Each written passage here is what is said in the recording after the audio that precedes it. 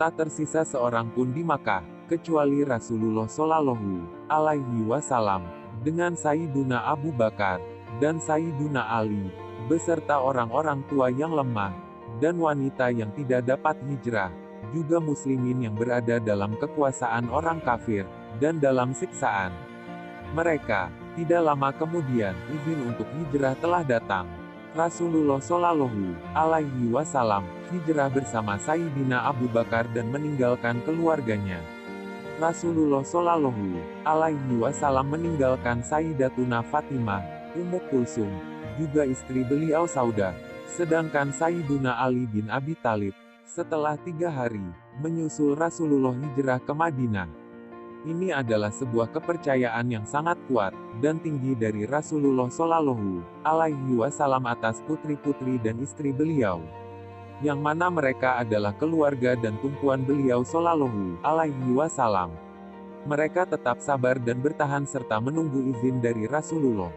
Kemudian Rasulullah Shallallahu Alaihi Wasallam mengutus Zaid bin Haritsah dan Aba Rafi untuk menjemput putri-putri dan istri beliau Saudah, beserta keluarga Sayyiduna Abu Bakar.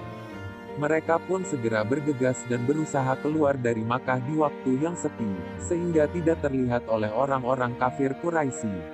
Akan tetapi, sangat disayangkan mereka berjumpa dengan orang kafir yang celaka ini, yang ingin menyakiti putri Rasulullah Shallallahu Alaihi Wasallam.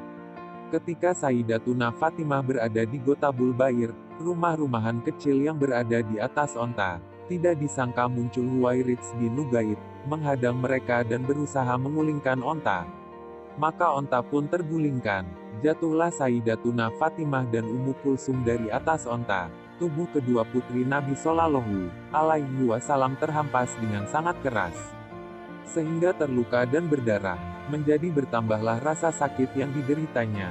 Daya tahan tubuh mereka pun melemah, di mana mereka berdua belum sembuh benar dari rasa sakit dan derita bekas pemboikotan. Tubuh Sayyidatuna Fatimah dan Ummu Kulsum sangat memprihatinkan. Sampailah kabar ke Nabi atas apa yang telah dilakukan orang yang zalim dan kafir, yang tidak mengerti sopan santun dan hati nurani. Bagaimana bisa seseorang keluar hanya ingin menyakiti perempuan, menghadang para wanita yang lemah dan tanpa senjata, kemana pergi kejantanannya? Sungguh sangat pengecut sekali. Nabi menahan rasa sakit atas kejadian tersebut dan menyimpannya.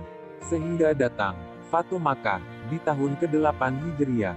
Nabi Shallallahu Alaihi Wasallam bersabda, "Siapa saja di antara kalian yang menemukan Huwairits bin Nugaid, maka bunuhlah walaupun dia bergelantungan di tirai Ka'bah. Dan siapakah orang yang beruntung ini, yang akan membunuh orang yang keji dan zalim ini, sehingga dapat mengobati hati umat Islam, dan mengobati hati Az-Zahru, atas apa yang telah dilakukan atasnya. Ternyata dialah sang ksatria yang sejati, yang mampu mengobati luka yang ada dalam hati setiap mukmin, yaitu Sayyidina Ali bin Abi Thalib." Beliau menemukan Huwairits bin Nugaid. Ketika melihat Sayyidina Ali menghunuskan pedang, Huwairits meminta maaf dan perdamaian. Akan tetapi, Sayyiduna Ali dengan tegas membunuhnya sebagai balasan dan karena diperintahkan oleh Rasulullah Shallallahu Alaihi Wasallam. Sampailah Sayyidatuna Fatimah dan Sayyidatuna Ummi Kulsum di Madinah, dan Rasulullah sangat senang dengan kedatangan dua putrinya tersebut. Begitu juga Sayyidatuna Fatimah merasa tenang hatinya ketika melihat ayahnya dalam keadaan aman setelah mendapat gangguan dan kesusahan yang dihadapi di Makkah. Bergembiralah hati Az-Zahru. Ternyata ayahnya telah menemukan suatu kaum yang mencintai dan dicintainya, suatu kaum yang menolong dan siap berkorban atasnya.